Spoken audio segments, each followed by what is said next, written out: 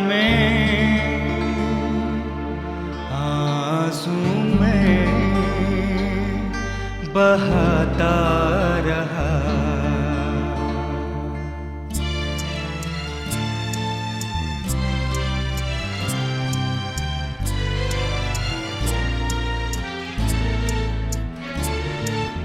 दुख भरी दुनिया में आंसू में बहाता रहा। ढूंढे कई सहारे मैंने, फिर भी बेसहारा रहा। दुख भरी दुनिया में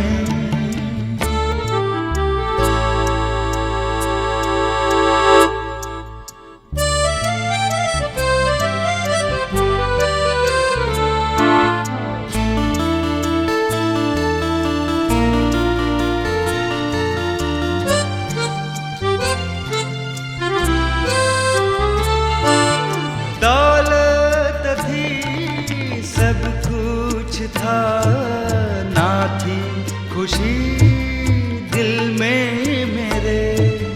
दौलत थी सब कुछ था, ना थी खुशी दिल में मेरे।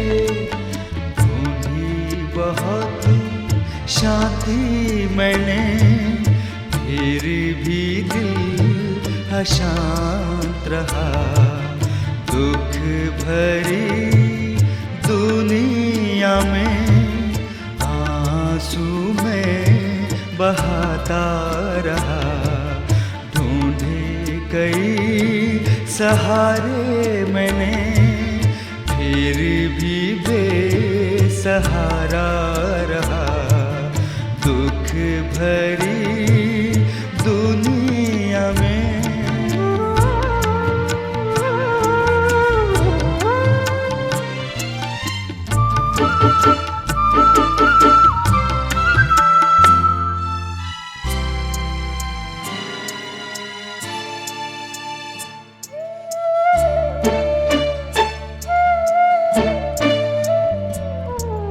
यीशु से ये ना देखा गया, आंसू को मेरे पोंछ दिया। यीशु से ये ना देखा गया, आंसू को मेरे पोंछ दिया। शांति से दिल भर दिया, वो ही सच्चा किनारा मिला। दुख भरी दुनिया में आंसू में बहाता रहा। ढूंढे कई सहारे मैंने, फिर भी बेसहारा रहा।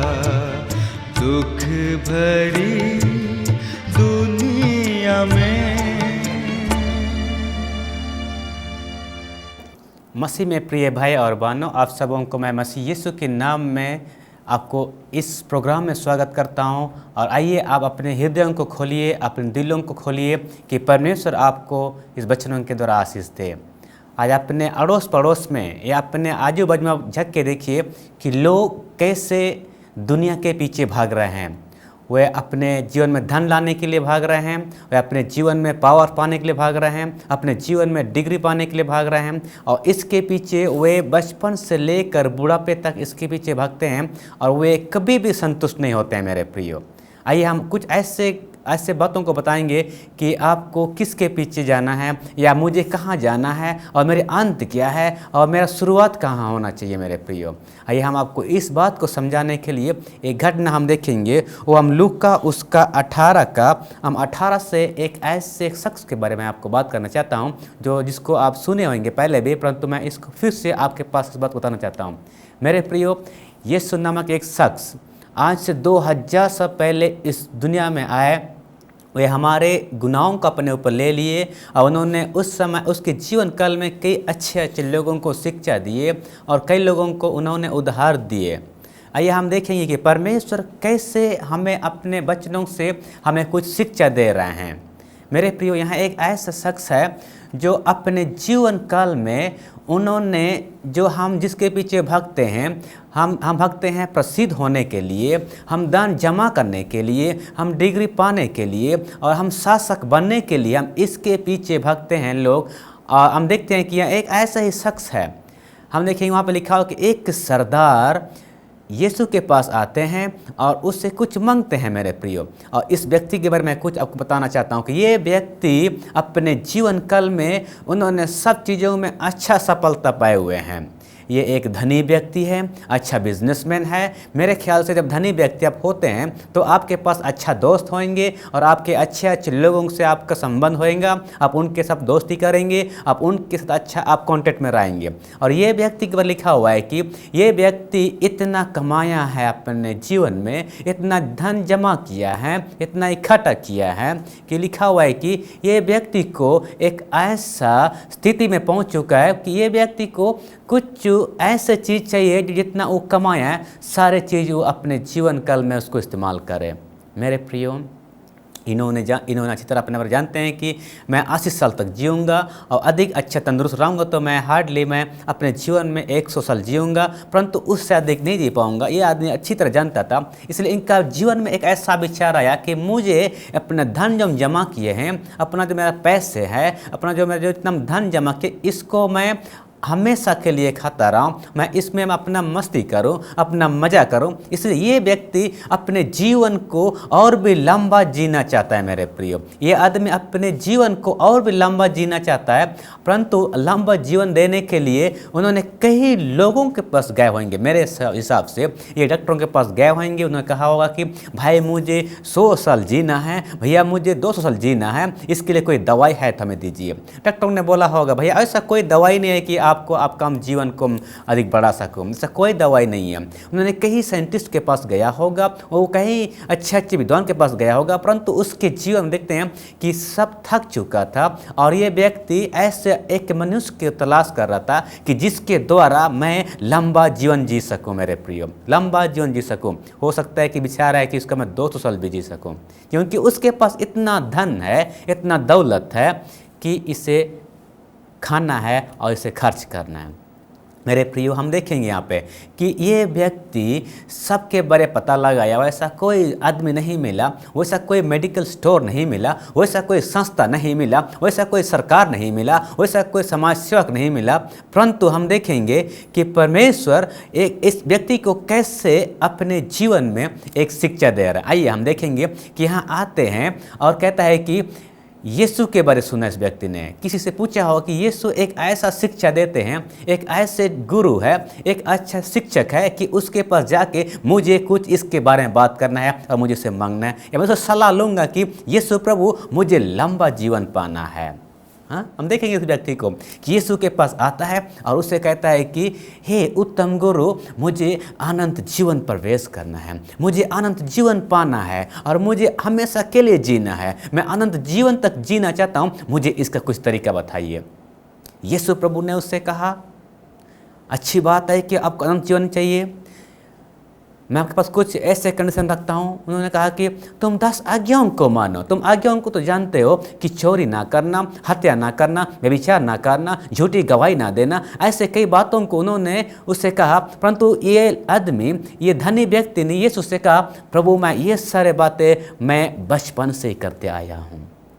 इनका मतलब है कि मुझ में कोई बुराई नहीं है, परंतु इतना अच्छा काम करने के बाद भी इस व्यक्ति में एक कमी महसूस हो रही है कि मुझे फिर भी हमें लंबा जीवन नहीं मिलेगी। मेरे प्रियो, क्या आप भी ऐसी स्थिति में हैं?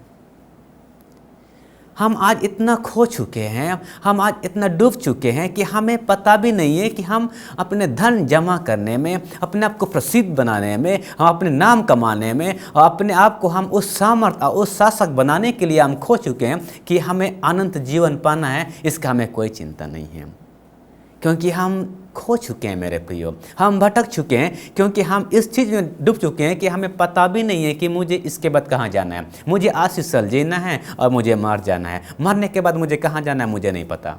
मेरे प्रियो, ये ऐसे एक व्यक्ति है कि जिसको पता था मर भी जाऊंगा तो भी मैं कुछ पाना चाहता हूँ, इसको अनंत जीवन चाहिए। लोग इतना पैसे कमाते हैं, कभी नहीं कहते हैं कि हाँ मैं बॉस हो गया, मैं आपका बैठता हूँ, मैं आराम करूँगा। जी नहीं, मेरा पास 100 है तो मुझे और एक 100 के लिए कोशिश करूंगा, मेरे पास 1000 है तो मैं और 1000 के लिए।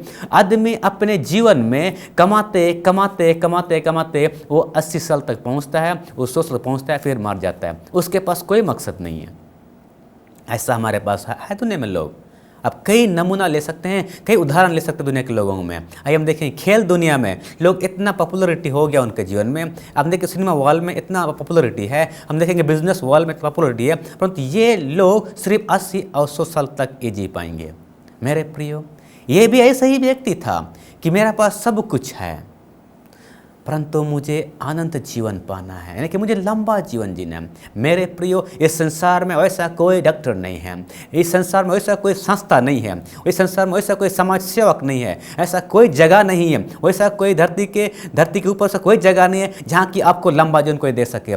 यीशु के पास ये व्यक्ति आता है और पूछता है कि मुझे अनंत जीवन पाना है, अनंत जीवन पाने के लिए मैं क्या करूँ। मेरे प्रियो, यीशु प्रभु से कहता है कि ये करना है।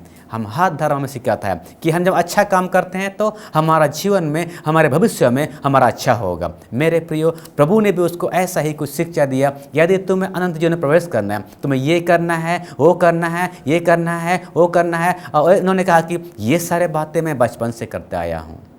मेरे प्रियो, इस शख्स में यीशु ने भी कोई गलती नहीं पाया। इस आदमी ने कहा कि मैं ये सब बचपन से करता आया हूँ और मुझ में ऐसा कोई गलती नहीं है। प्रभु ने भी कभी नहीं कहा कि हाँ आप में ये कमी है, लेकिन एक के बाद उन्होंने कहा कि आप में एक और कमी है। वह कमी ये है कि आप अपने धन और दौलत को बेचिए और गरीबों को बांटिए। मेरे प्रियो, यहाँ गरीबों को देने का मतलब है कि तुम अपने धन को स्वर्ग में जमा करो, जहाँ ना तो चोर है और ना तो डाकू है, वहाँ आपका अच्छी तरह रहेगा। मेरे प्रियो, आज आपके सामने इस वचन को मैं इसलिए बोल रहा हूँ क्योंकि हम इसके पीछे भाग रहे हैं, हम खो गए हैं और हमें पता भी नहीं कि हम कहाँ पे हैं। आज आपके पास एक मौका है कि परमेश्वर आपसे वचन आपको बता रहा है कि हम, अच्छी बात है कि हम धन कमाएं, अच्छी बात है कि हम अच्छा घर में रहें, अच्छी बात है कि हम अच्छा कार में घूमें, अच्छी बात है कि हम अच्छा शिक्षा प्राप्त करें, परंतु साथ में हमें प्रभु यीशु मसीह के साथ अपना मेल मिलाप रखना है। प्रभु धन के विरोध में नहीं है, हमारा यीशु प्रभु अच्छा घर के विरोध में नहीं है, हमारा यीशु प्रभु अच्छे शकल के विरोध नहीं है। प्रभु को चाहिए कि हमें अच्छा करना है और हमें अच्छा जीना है, हमें अच्छा आशीषों को पाना है, परंतु उनका कहना है कि आप स्वर्ग में भी धन जमा करिए। हम उधार की बात करते हैं, परंतु हम किस चीज़ से उधार पाते हैं? हम देखते हैं कि हम किंगडम ऑफ गॉड यानी कि स्वर्ग राज का हम समझने की कोशिश करेंगे। स्वर्ग राज वह चीज़ होता है जहाँ परमेश्वर का राज चलता है। इस संसार में हम देखते हैं कि कई पॉलिटिशियन पार्टी है, कई राजनेता है, ये उनकी जब जीत होती है तो उनका शासन चलाएंगे। हम देखेंगे मेरे प्रियो, स्वर्ग राज मतलब कि परमेश्वर का राज का शासन होना चाहिए, परमेश्वर का राज का शासन होना चाहिए और उसका भी कुछ नियम है, उसका भी कुछ कानून है, उसका भी कुछ आज्ञा है, वह वचन है, वह हमें पालन करना है। मेरे प्रियो, यदि हमें इससे हम उधार प्राप्त करते हैं तो ही हम अनंत जीवन पाएंगे। आइए हम देखेंगे, यदि हम मत्ती उसका 5वां अध्याय को देखेंगे तो यीशु प्रभु अपने दासों को, अपने चेलों को और उस भीड़ को एक उपदेश दे रहे हैं। हम देखेंगे कि वहाँ पे इस तरह से उपदेश दे रहा है कि यीशु प्रभु कह रहे हैं, क्या आप प्यासे हैं? क्या आप भूखा है? किस चीज़ का मेरे प्रियो? धार्मिकता का। यदि आप प्यासे हैं, यदि आप भूखे हैं, वो धार्मिकता के बारे में, तो यीशु प्रभु आपको उससे तृप्त करेंगे। क्या आप अपने आप को धन्य व्यक्ति कहलाना चाहते हैं? प्रभु यीशु मसीह आपको ये भी गुण देंगे। यदि आप धन्य कहलाना चाहते हैं तो आपको लोग मसीह यीशु के नाम के खातिर लोग आपको बुरा कहेंगे, आपको गलत समझेंगे, आपको झूठी गवाही देंगे आपके बारे में, और कई प्रकार की बुरा आपके बारे में कहेंगे। आप तब समझिए कि धन्य आप है। अब वचन में लिखा हुआ, क्या आप अपने आप को परमेश्वर का पुत्र कहलाना चाहते हैं, यानी कि उसके बेटा बनना चाहते हैं, उसका बेटी बनना चाहते हैं, या उसकी झुंड में आना चाहते हैं, तो आपके पास कुछ ऐसा कंडीशन है। यहाँ लिखा हुआ है कि मन का दिन होना है। मेरे प्रियो, हम देखेंगे कि वचन में लिखा हुआ है कि यदि हम अपने हृदय को शुद्ध रखेंगे तो हम क्या हैं कि हम लोग प्रभु यीशु मसीह के संतान ठहराएंगे, और प्रभु यीशु मसीह के संतान ही स्वर्ग में प्रवेश करेंगे, क्योंकि वचन में लिखा हुआ है कि मार्ग और सत्य और जीवन मैं हूँ, और मेरे बिना कोई पिता के पास नहीं पहुँच सकता है। मेरे प्रियो, यीशु का शिक्षा, यीशु का अध्ययन करना हमें अनंत जीवन की ओर ले चलेगा। मैं ये तो नहीं कह रहा हूँ कि आपको यहाँ कमाना नहीं है। जी हाँ, आपको पेट पालना है, आपको कपड़ा पहनना है, घर आपको होना है, आपका गाड़ी होना है, आपके बच्चों को भी पालना है, सब कुछ चाहिए। प्रभु आपकी ज़रूरतों को पूरा करेगा। मेरा कहना यह है कि आप प्रभु के राज्य में भी अपना धन इकट्ठा करिए। मेरे प्रियो, हम अपने धन को स्वर्ग में इकट्ठा करेंगे, जिससे कि हम वहाँ भी अपना घर बना सके। ऐसा ना हो कि हम यहाँ असल जिएंगे। बुद्धिमान वह व्यक्ति है जो भविष्य के बारे में सोचता है, यानी कि हम 80 साल के लिए नहीं, परंतु कई हजार साल हम जीने के लिए हम सोचेंगे। यही बुद्धिमानी है। मेरे प्रियो, ये धनी व्यक्ति यीशु के पास आता है और उसे कहता है कि हे उत्तम गुरु, मुझे अनंत जीवन पाने के लिए क्या करना चाहिए। ये है मेरे प्रिय, हमारे पास एक ऐसा शिक्षा है कि क्या हम अपने आप को धन्य व्यक्ति कहलाना चाहते हैं, तो हमारे पास ये है कि क्या हम उस बदनामी को ग्रहण करना चाहते हैं।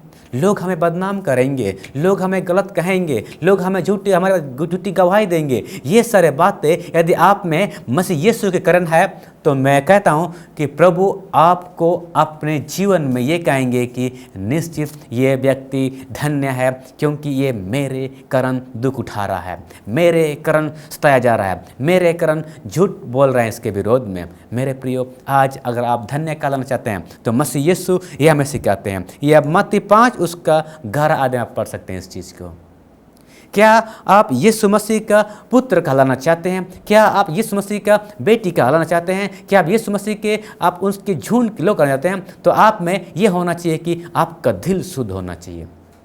हमारा जब दिल शुद्ध होता है तो हम किसी के बारे बुरा नहीं सोचेंगे, हम किसी को हानि पहुंचाने की नहीं सोचेंगे, हम किसी को हम कभी भी दुख नहीं देंगे। मेरे प्रियो, यदि ऐसे शुद्ध मन हमारे जीवन में है तो मैं आपसे कहता हूं कि निश्चित रूप से प्रभु परमेश्वर हमारे जीवन में एक ऐसे शुद्ध मन उत्पन्न करेंगे, और शुद्ध मन के द्वारा हम वह व्यक्ति जो पैसा नहीं दे सकता है, जो हमारा डिग्री नहीं दे सकता है, जो हमारा पद नहीं दे सकता है, वह हमारा यीशु मसीह हमारे शुद्ध मन के द्वारा दे सकता है। मेरे प्रियो, ये व्यक्ति कितना कमाया धन, परंतु इसके पास आनंद जीवन की कमी था। ये व्यक्ति कितना इसके पास पॉपुलरिटी था, परंतु इसके पास ऐसा कोई चीज़ नहीं था जो अनंत जीवन को पा सके। मेरे प्रियो, आज आपके पास अनंत जीवन का एक रास्ता है, आपके पास अनंत जीवन पाने का एक सुझाव है, एक सलाह है, एक शिक्षा है। आज अगर आप इस वचन को सुन रहे हैं तो आज ही आप ठान लीजिए कि यीशु प्रभु में ही मुझे अनंत जीवन मिलेगा, और मैं उसके आगे चलूँगा, उसके पीछे चलूँगा, उसके बाएँ चलूँगा, उसके चलूँगा। मेरे प्रियो, उसके पीछे और उसके आगे चलने का, मेरे प्रियो,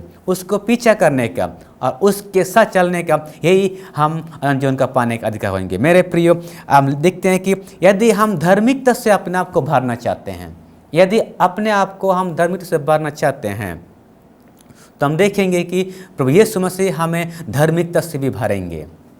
कैसे होगा? जब हम भूखा और प्यासा होंगे तो ही हम धार्मिकता से हम तृप्त किए जाएंगे। ऐसे भी लोग हैं कि लोग अच्छे काम के लिए वो लोगों को अगुवाई करना पड़ता है। हमें कभी कभी हमें शिक्षक हमें अगुवाई करते हैं, हमारे माता पिता हमें अच्छा काम के लिए अगुवाई करते हैं। ये अच्छा काम ही धार्मिकता का काम है।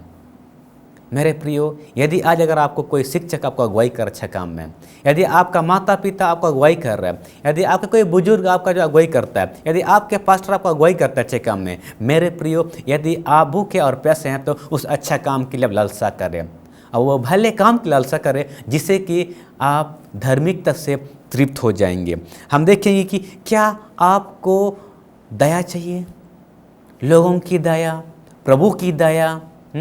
जिस तरह आप चाहते हैं कि वह भाई आपसे इस तरह से व्यवहार करे, तो पहले आप उनसे ऐसा ही व्यवहार करें जिससे कि आपको वह मिले।